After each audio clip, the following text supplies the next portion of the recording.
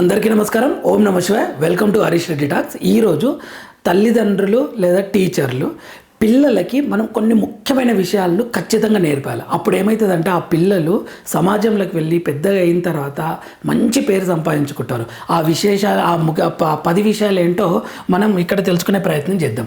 My dear parents, పిల్లలకి 10 విషయాలు ఖచ్చితంగా నేర్పాలి. ఆ 10 విషయాలు ఏంటో సింపుల్ వేలో మనం డిస్కస్ చేద్దాం, ఇక్కడ మాట్లాడుకుందాం. ఇక్కడ అదేంటంటే ఫస్ట్ వన్ వచ్చేసి ఆత్మగౌరవంతో జీవించడం, స్వీయ రక్షణ, పబ్లిక్ స్పీకింగ్, కమ్యూనికేషన్ స్కిల్స్, సమస్యలను పరిష్కార కోణంలో విశ్లేషించడం, సమయపాలన, ఆర్థిక క్రమశిక్షణ, మదుపు, ప్రథమ శిక్ష చేయడం, వంట చేయడం, ఒత్తిడిని అధిగమించడం. వీటిని ఎలా నేర్పాలి పిల్లలకు అనేది మనం మాట్లాడుకునే ప్రయత్నం చేద్దాం. ఫస్ట్ ఆత్మగౌరవంతో జీవించడం. దీన్ని పిల్లలకు అర్థమయ్యేటట్లు ఎలా చెప్పాలి అని అంటే, వాళ్ళు ఏదైనా మంచి పని చేసిండ్రు అనుకో, వెరీ గుడ్ అనాలి. నువ్వు చాలా మంచి పని చేసిన బిడ్డ, ఇట్లనే చెయ్యి అని చెప్పాలి. తర్వాత ఆ మంచి పని చేసినప్పుడు, ఎవరైనా క్రిటిసైజ్ చేసినప్పుడు, ఎవరైనా విమర్శించినప్పుడు, ఎవరైనా తిట్టినప్పుడు నువ్వేం తడబడొద్దు. నువ్వు చేసింది మంచి పనే కదా, ఒకరికి సహాయం చేసినావు కదా. ఇప్పుడు 10 రూపాయలు ఇచ్చినాం పిల్లలకి, వాడు ఏం చేసినాడు, ఒక 3 రూపాయలు వాళ్ళ ఫ్రెండ్కి అవసరం ఉందని ఇచ్చిండు. ఏది హెల్ప్ చేద్దామని ఇచ్చిండు, అది మంచి పనే కదా. వేరే వాళ్ళు ఎవరైనా వచ్చి తిడుతుంటే నేను కరెక్టే చేసిన, నాకు తెలుసు అని అలా ఉండాలి. ఆత్మగౌరవంతో ఉండాలి అనేది, మంచి పనులు అలవాటు చేయాలనేది ఇక్కడ ఒక పాయింట్. రెండోది ఏంటంటే స్వీయ రక్షణ, సెల్ఫ్ డిఫెన్స్.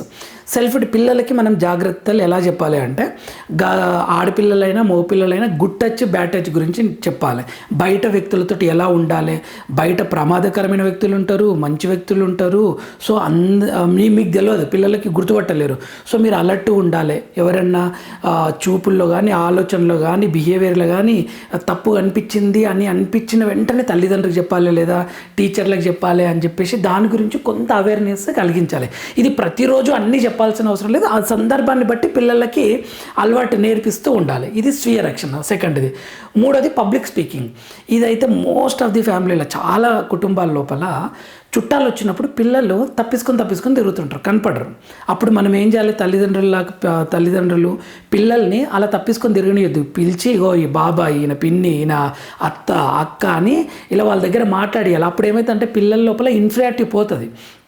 అంతేగాని తల్లిదండ్రులు ఇక చుట్టాలతో మాట్లాడుకుంటే బిజీ ఉండి, ఇక పిల్లలు వాడు సిగ్గుపడతాడు, వాడు రాడు, వాడు మాట్లాడాడు అని చెప్పేసి తల్లిదండ్రులే అంటుంటారు. ఇది చాలా ఘోరం, అస్సలు అనొద్దు అట్లా. నువ్వు ఇప్పుడు అట్లా అంటే వాడు తర్వాత ఫ్యూచర్లో ఎవరి దగ్గర మాట్లాడాలన్నా అట్లనే బిహేవ్ చేస్తుంటారు పిల్లలు. అలా కాకుండా ఎందుకు మాట్లాడావు, ఇక్కడ నువ్వు మాట్లాడు అని చెప్పేసి వాళ్ళందరి మధ్యన కూర్చోబెట్టి ఒక 10 నిమిషాలు మాట్లాడితే వాడే ఫ్రీ అవుతాడు. నెక్స్ట్ టైం చుట్టాలు ఎవరైనా వచ్చిందంటే మీకన్నా ముందే వాడే ఎగురుకుంటూ పోయి మాట్లాడుతుంటాడు. సో ఇది పబ్లిక్ స్పీకింగ్ అనేది మనం అట్లా నేర్పియాలి పిల్లలకు మన ఇంట్లో. నెక్స్ట్ కమ్యూనికేషన్ స్కిల్స్ అని ఉంది ఇక్కడ. కమ్యూనికేషన్ స్కిల్స్ చాలా ఇంపార్టెంట్. ఎట్లా నేర్పియాలి పిల్లలకంటే, పిల్లలు తెలుగు మాట్లాడుతుంటారు కదా, ఇంగ్లీష్ మాట్లాడిపియాలి, హిందీ మాట్లాడిపియాలి. ఏదైనా ఒక టాస్క్ ఇచ్చి దీన్ని ఇంగ్లీష్లో చెప్పు అనాలి, దీన్ని ఒక టాస్క్ ఇచ్చి హిందీలో చెప్పు అనాలి. లాంగ్వేజెస్ అనే కాదు, ఇంకొకటి కమ్యూనికేషన్ స్కిల్ ఏంటంటే, మనం పిల్లలకు అర్థమయ్యేటట్లు చెప్పాలి. నువ్వు మాట్లాడింది నీ ఎదుటివాడు ఒప్పుకోవాలి. అప్పుడు బెస్ట్ కమ్యూనికేషన్ స్కిల్స్ అన్నమాట. సేల్స్ మ్యాన్స్ ఉంటారు కదా, సేల్స్ మ్యాన్స్ మంచి సేల్స్ మ్యాన్, ఎక్కువ సేల్స్ చేసే పర్సన్ దగ్గర ఫుల్ కమ్యూనికేషన్ స్కిల్స్ ఉన్నట్లే అనమాట. ఆ పిల్లలకి నేర్పాలి. ఒక పెన్సిల్ ఏమన్నా ఇచ్చేసి, అరే నీ ఫ్రెండ్కి ఇది 5 రూపాయలకు ఇది చూద్దాం అమ్ము, లేదంటే నీ బుక్ని వానికి రేపు ఎగ్జామ్ ఉంది, ఆ బుక్ని ఎలానన్నా కన్వే చేసి నువ్వు తీసుకోలేదా, నువ్వు వానికి ఇవ్వు అని ఇలా కమ్యూనికేషన్ స్కిల్స్ పిల్లలకి నేర్పాలి. లేకపోతే ఇంట్లో అన్నదమ్ములున్నా, అక్క చెల్లెని పిల్లలున్నా వాళ్ళ మధ్యలోనే మనం టాస్క్ ఇవ్వాలి. సరే నువ్వు ఈ విషయాన్ని చూద్దాం, అర్థమయ్యేటట్లు చెప్పు అని చెప్పి. సో కమ్యూనికేషన్ స్కిల్ అంటే అవతల వాళ్ళు ఒప్పుకోవాలి నువ్వు మాట్లాడేది, అది అలవాటు చేస్తుండాలి పిల్లలకి. నెక్స్ట్ సమస్యలను పరిష్కార కోణంలో విశ్లేషించడం. పిల్లలకి ఎట్లా చెప్పాలంటే, పిల్లలు మామూలుగా మనం ఈవినింగ్ టైము, రాత్రి పూటనో ఒక సమస్య చెప్పాలి. అరే ఈ సమస్య నువ్వు ఎట్లయితే పరిష్కరిస్తావు చెప్పురాను. ఇప్పుడు చెల్లెల్ని లేదంటే తమ్ముడిని ఒకరు వచ్చి కొట్టారు, వాళ్ళ ఫ్రెండ్స్ వచ్చి కొట్టారు. ఇప్పుడు నువ్వు ఎట్లా పరిష్కరిస్తావు దీన్ని? తండ్రికి చెప్తావా, తల్లికి చెప్తావా, టీచర్కి చెప్తావా, వాళ్ళ పేరెంట్స్కి చెప్తావా అనేసి అలా మాట్లాడుతుండాలి మనం. సమస్యలను పరిష్కారం, అదొక ప్రాబ్లం. ఇంకొకటి, నీకు జ్వరం వచ్చింది సడన్గా, ఇంట్లో తల్లి ఎవరు లేరు, ఇప్పుడు నువ్వేం చేస్తావు? హాస్పిటల్కి వెళ్తావా, ఫోన్ చేస్తావు? ఇటువంటి చిన్న సమస్యలని వాళ్ళకి ఇచ్చి మాట్లాడుతుంటే వాళ్ళకి ఖచ్చితంగా వాళ్ళు చెప్తుంటే మనం కరెక్ట్ చేస్తుంటాం. అరే ఇది ఇట్లా చేయొద్దు బేటా, ఇట్లా దీని ప్లేస్లో ఇది చేయాలి అని ఇట్లా చెప్తుంటే వాళ్ళకి ఖచ్చితంగా డెవలప్ అవుతుంది. నెక్స్ట్ సమయపాలన. పిల్లలకి సమయపాలన చాలా యాక్యురేట్గా ఇంప్లిమెంట్ చేయాలి. ఎలా అంటే, సమయపాలన అంటే ఏదో రిస్ట్రిక్ట్ చేయడం కాదు. వాడు పిల్లలు పడుకునే టైంలో నువ్వు రేపు మార్నింగ్ ఎన్ని గంటలకు లేవాలనుకుంటున్నావు అని అడగాలి. నేను 7 గంటలకు లేస్తా అన్నాడు అనుకో, 7 గంటలకు లేచిండా లేదా క్రాస్ చెక్ చేయాలి. నువ్వు 4 గంటలకే లేవు 3 గంటలకి లేవు అని రూల్ పెట్టొద్దు. వాళ్ళు అనుకున్న టైంకి చేయాల్సిందే పని. ఇప్పుడు స్కూల్కి 9 గంటలకు ఉంటే 8:30 కల్లా నేను స్కూల్కి వెళ్ళాలి అంటే వాడు 8:30 కల్లా వెళ్తున్నాడా లేదో చూడాలి. వెళ్ళకుంటే నువ్వు 8:30 కల్లా వెళ్తాను, నువ్వు ఎందుకు వెళ్ళలేదు, నీ దగ్గర సమయపాలన లేదు, నువ్వు చెప్పిన టైమింగే కదా అని పిల్లల్ని అలా మానిటర్ చేస్తూ ఉండాలి. అది అలవాటు చేయించాలి పిల్లలకి. ఒక టైం 10 నిమిషాల స్నానం చేస్తా అని అంటారు కదా పిల్లలు, 10 నిమిషాలు చేసి ఉండాలి లేదా చెక్ చేయాలి. చెక్ చేసి ఏమే 10 నిమిషాలు చేయలేదు, నీ దగ్గర టైమింగ్ లేదు, చూసుకో కరెక్ట్గా, టైమింగ్ అనేది చాలా ఇంపార్టెంట్ అని చెప్పాలి.